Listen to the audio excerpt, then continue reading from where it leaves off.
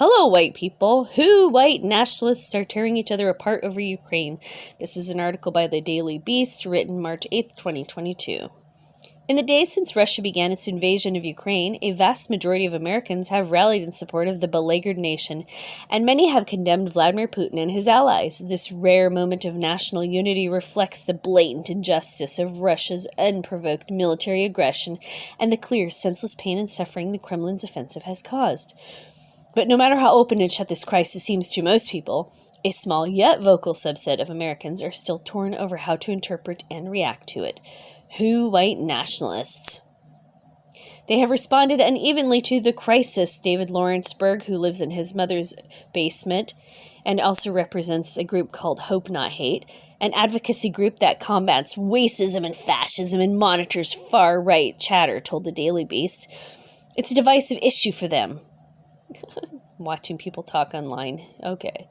These virulent racists are all scrutinizing the conflict through the same framework of anti-Semitism and pro-authoritarianism, explained Alexandra Sternberg, another unemployable, overeducated college graduate, and one of a dozen experts who lives in their mother's basement and monitors white nationalist groups.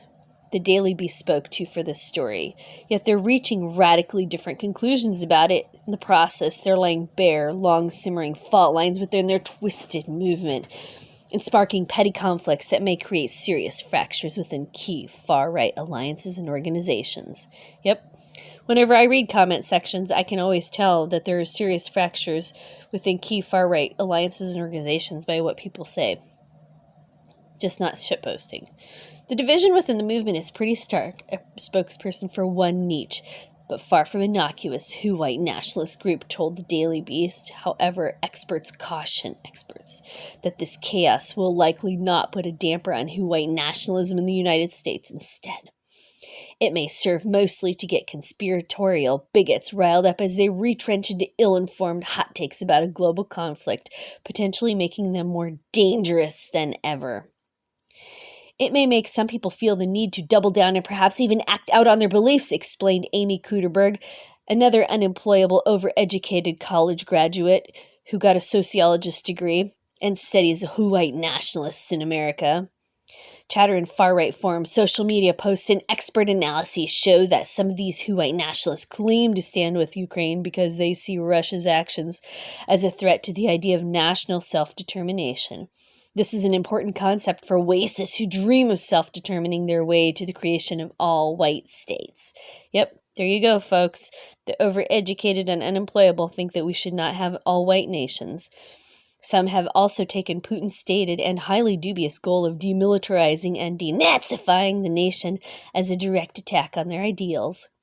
In predictably conspiratorial and bigoted fashion, some have even denounced Putin as a secret Jew or a member of a shadowy Jewish cabal that allegedly controls Russia and wants to use this war, as one recent post in a large American-led Huwhyte nationalist forum put it, to divert the attention from the plans of the big globalist cliques. Great Reset plans. That phrase refers to a notorious and long-debunked conspiracy theory about an elite plot to manipulate the pandemic. Rather than throw their weight behind Ukraine's Jewish president, however, because you have to take a side, even though it's nowhere near America, this sect has largely thrown its lot in with the Azov Battalion, a militia absorbed into the Ukrainian National Guard in 2014 to help fight Russia. Despite its official status, the battalion was and is a far-right extremist group with well-documented neo-Nazi leanings. Others stand with Russia because they believe Putin is a bulwark against Western liberal ideals and alleged globalist Jewish plots that supposedly threaten Huwhyte Christian civilization, and because they like the cut of his performatively hyper-masculine jib, even though he's an FTM. As one prominent American Huwhyte nationalist put it, wait a second, there's a prominent American Huwhyte nationalist? How come I don't know who this person is? Who is this person? In a recent and especially ugly post, they hold faith that Vladimir Putin is a Christian king sent by God to free Christendom from the clutches of the Jewish globo-homo agenda.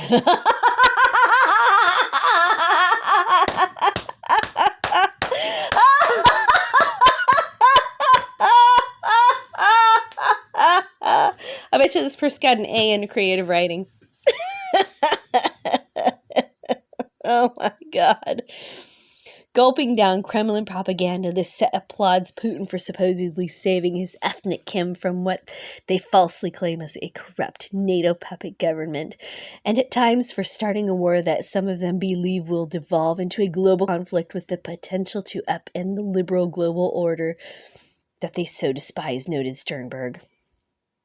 Yet another faction favors neutrality. Some of these people just believe this conflict has nothing to do with their own Amerocentric missions. Bigots. A representative for one KKK group told the Daily KKK group.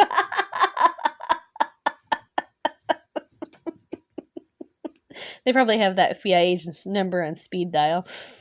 Told the Daily Beast that they didn't want to comment on this topic in part because they don't engage with the press, and in part because the conflict is a continent away, and if it doesn't pertain to America, then we don't have any interest in it. We're not going to say anything, but we're going to say this. Okay. But many more falsely argue that Jewish elites in both states and NATO supposedly cooked up this conflict to advance uncertain global goals at the cost of Huwhyte male lives. As another poster in that Huwhyte Nationalist forum argued, this war was provoked by the Jews, and the Jews will be the beneficiaries and the Huwhytes the losers. Which of these two factions should Huwhyte support? Yet another poster asked rhetorically. None, they're both as bad as each other. Callum Farley, a researcher with the Anti-Defamation League Center on Extremism, another unfunded phony organization, told the Daily Beast that one of the most common refrains of late-in channels he monitors has been, "No more brother wars." That slogan references a supposedly unique tragedy of what Waysissy has manufactured, senseless white-on-white violence. All right, now I gotta stop here. Fuck you, whoever wrote this. Fuck you.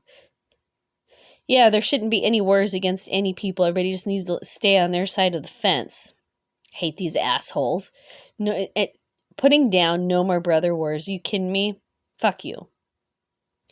Experts who monitor Huwhyte nationalist chatter disagree about how common each of these positions is within the loathsome movement, but there's certainly been a fair amount of infighting among the bigots whose skewed view is the right one.